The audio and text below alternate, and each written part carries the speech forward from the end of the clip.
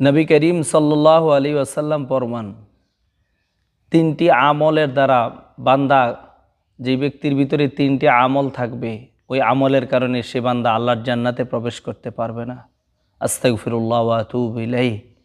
নবী করিম সাল্লাল্লাহু আলাইহি ওয়াসাল্লাম ফরমান, ক্বালা রাসূলুল্লাহ সাল্লাল্লাহু আলাইহি ওয়াসাল্লাম, সালাসাতুন ক্বাদ হাররামাল্লাহু আলাইহিমুল জান্নাহ। জান্নাতকে আল্লাহ রাব্বুল আলামিন ওই তিন শ্রেণীর ব্যক্তির জন্য, তিন প্রকারের মানুষের জন্য হারাম করেছেন, নিষিদ্ধ করে দিয়েছেন। এর ভিতরে এক নম্বর হলো মুদমিনুল খামর, যে ব্যক্তি নেশাগ্রস্ত, মদখোর, শরাবখোর, সেই ব্যক্তি মদ্যপানকারী, নিয়মিত যেই ব্যক্তি মদ্যপান করে, আল্লাহর জান্নাত তার জন্য হারাম হয়ে যাবে। ওয়াল আক্কু, এবং দুই নম্বর হলো আল্লাহ নবী সাল্লাল্লাহু আলাইহি ওয়াসাল্লামের ভাষায় যারা পিতামাতার অবাধ্য হয়, আপন জন্মদাতা পিতা, গর্ভধারিণী মাকে যারা কষ্ট দেয়, অবাধ্য হয়, শরীয়ত সম্মত বাহিরে, আল্লাহ রাব্বুল আলামিন ওই সমস্ত সন্তান, ওই সমস্ত মানুষের জন্য জান্নাতকে হারাম করেছেন।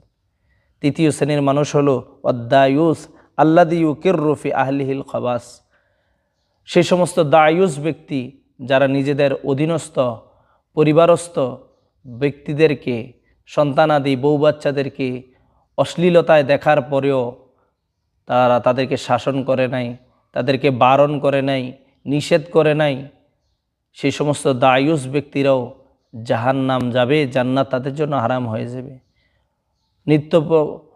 প্রতিদিন যারা মদ্যপান করে এবং পিতামাতার অবাধ্য হয়, এবং যারা নিজেদের অধীনস্থ বউ বাচ্চা, পরিবারস্থ লোকদেরকে, অধীনস্থ লোকদেরকে আল্লাহর নাফরমানি, নবী করিম সাল্লাল্লাহু আলাইহি ওয়াসাল্লামের নাফরমানির মধ্যে চলাতে দেখেও যারা, তারা তাদের পরিবারস্থ লোকদেরকে ডাকে না, নিষেধ করে না, শাসন করে না, সেই সমস্ত দায়ুসরা যতই নামাজি হোক, যতই জিকিরকারী হোক, দান সাদাকাকারী হোক, রোজাকারী হোক, সেই ব্যক্তি আল্লাহর জান্নাত হারাম, তার জন্য জাহান্নাম নির্ধারিত হয়ে গেছেন।